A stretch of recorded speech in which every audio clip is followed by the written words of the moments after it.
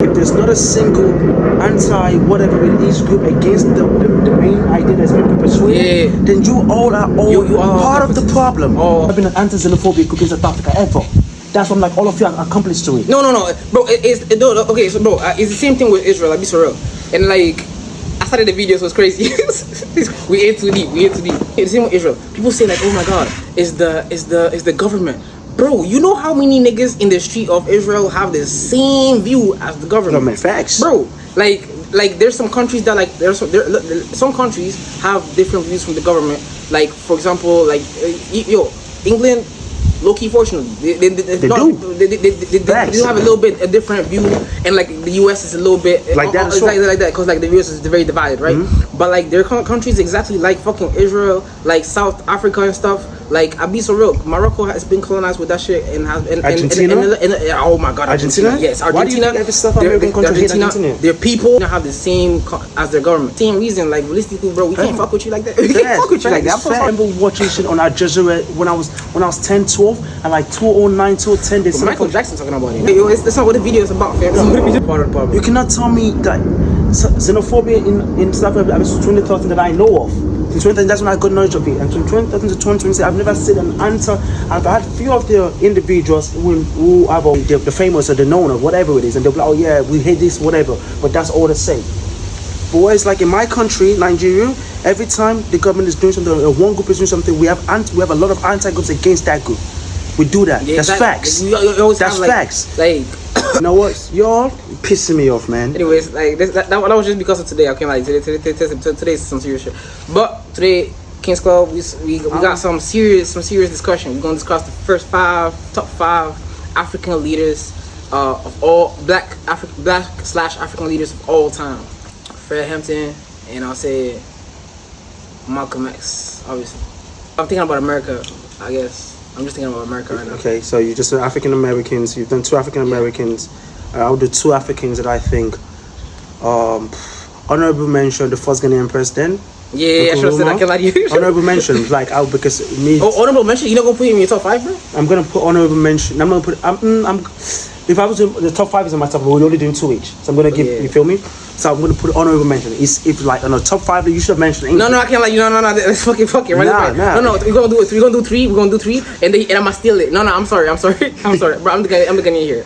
So we're gonna do top 3, and I'm gonna steal it. And top 3, and we're gonna steal it. And then we go from that. We're gonna see which one can be the top 5. Okay, bet. Cool. Cool. So like, you've done Malcolm X, Fred Hampton, and Nkrumah. Sorry, his name Nkrumah. I don't want to pronounce his name wrong. Nkrumah, right? Yeah.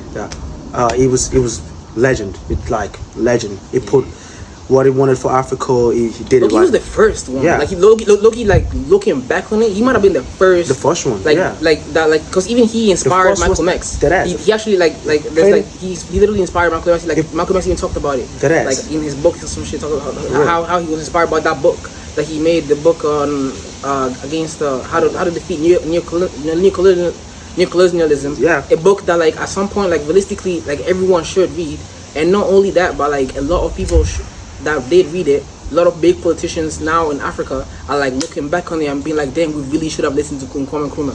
A lot of people, Egypt's president, even Gaddafi, he said that we should have listened to Kwame Nkrumah and shit. Okay, before you go forward, let me say my first person on the list was gonna be Gaddafi. Gaddafi was they lied to every African about what Gaddafi was and what he was doing, and they killed him in front of us, and we all fell for that shit. And I blame all of us for that. Simultaneously, every African, because after Europe, I'm just saying this, no one ever knows. This is fun fact. You can go check it. Every Italian gas station, guess who was financing them? Gaddafi. They put money into Italian. Yeah, most of the Italian gas station, Gaddafi owned that shit. I remember back in the day, bro. Even Italians turned on him. Literally, Italians turned on him. Like I grew up in Italy. I'm black Italian. They did him dirty. They kept his money and they kicked him to the US. Because what Gaddafi was trying to do was unite one African, have us have the same way the dollar was, give us a currency that was bigger than the dollar. So what the UAE did. He wanted some crazy shit. Think of what it did. It was what the UAE copied, because UAE also was against it. The UAE fucked up Libya and took everything Libya got after Gaddafi died. The Americans wanted him out. The only people who wanted him in was Russians. Russians, the Russians, yeah. I can't lie, the Russians have been our friends for a minute. Facts. No, they've been because what they've done is things out of the ordinary. When you do things out of the ordinary, people think you're weird. People call you names. People call you because they've always listened to having. If you have, it's I mean, not even that. Like low-key, they're just normal, my nigga. And in a fucked up world and shit, they seem like they're good guys, but realistically, they have their because they don't have their best interest. They have their own agenda. But like in a world where like people are doing what they're doing and stuff in the other countries, bro. Like obviously, like Russia's gonna seem like a and Russia's only Eastern European country that literally did never involve in slave trade with black people. They kept prisoners. They kept prisoners, but they never did nothing about slavery. It talks crazy. So every time of neocolonialism and all the pre-colonialism era, Russia was the only country sneaking through the backlines of Africa, low key, and no one talks about that. And people talk about like the culture of the West and stuff, about France and England and France and like all these people and stuff. Like, are we actually having a really serious conversation about this? How we like let's be fucking for real. Realistically, just talking. The same country that literally still is fighting Ibrahim Traore right now for control of his country. He had to get kicked out. Whole kicked out. Military and stuff from Africa. Military 100 years ago, like literally we're talking about Kumasi, Benin. These people have the rights to at least like have common sense, right? And if they do, it's just common sense that like these people are bad people. Facts. Right? What are we talking about? Facts. And my second pick would be, you probably don't know of him, is a Nigerian, first Nigerian president, first elected Nigerian president in the democratic system, Dr. Nnamdi Azikiwe. He not only built up the infrastructures, our education was better, he made sure like, because at that time, every country wanted our oil, right? And then, even though we didn't have refineries at that time, he made sure like our trade, whatever we were exchanging for oil, was the same value for oil. But that includes intelligence. I didn't know much about him. Yeah, I'm going to say it. More that includes intelligence for his trade. Intelligence, trade, but like being on the trade market, having our own African system of like the same way the British had the early trade days and whatnot before we could start exchanging currencies and stuff like that. Okay, cool. We started doing trade by having an African trading center, and Lagos became that trading center. Cheers. Lagos is one of the youngest cities in Nigeria. Yeah, no, you feel me? Yeah, to tell you guys a real quick thing about Lagos, because that's where I'm raised from. But that's where I'm born from. I mean, I'm New Yorker, Lagosian, but I say I'm raised from Lagos, I'm raised from New York because Lagosian is crazy. That's what we call ourselves with Lagos. Let's get it, babes. Come on. It's like with Lagosians, or if you're from Lagos, you call us Let's Get It. Let's get it. Let's get it is crazy. Yeah. Where you from? Let's get it. Let's get it, B. What are you talking about? Let's get it. A party like no party like a Lagos party. You've never party. If you think New York can throw parties, America can throw parties. Bro, I had my Italian and white friends talking about like, bro, telling me like spelling my shit. He was serious. We gonna go to party. We gonna party in Nigeria, man. Bro, we gonna go there. We gonna get a ticket for like 4 or 5 nights. I'm like, bro, you gonna get hit on that. No, isn't funny thing? The clubs over here close at 5 a.m.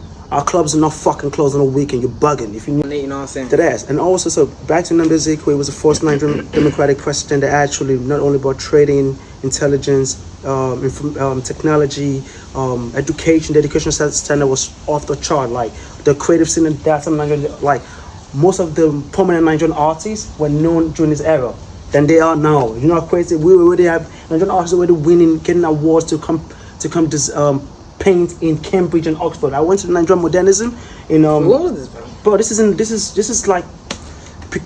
1964, 65. This is after we just got our independence, whatever. So before that time, we still had a home. I don't really know too much about like Nigerian, come on, bro. It's like independence coming up. Yeah, so Ghana was the first West African country to get independence. Then Nigeria was, I think, second or third. Who is it? Yeah, no, second. I think, yeah. It was after you got yours in 1958. We got us in 1957. We got us in 1960. Yeah, come on, bro.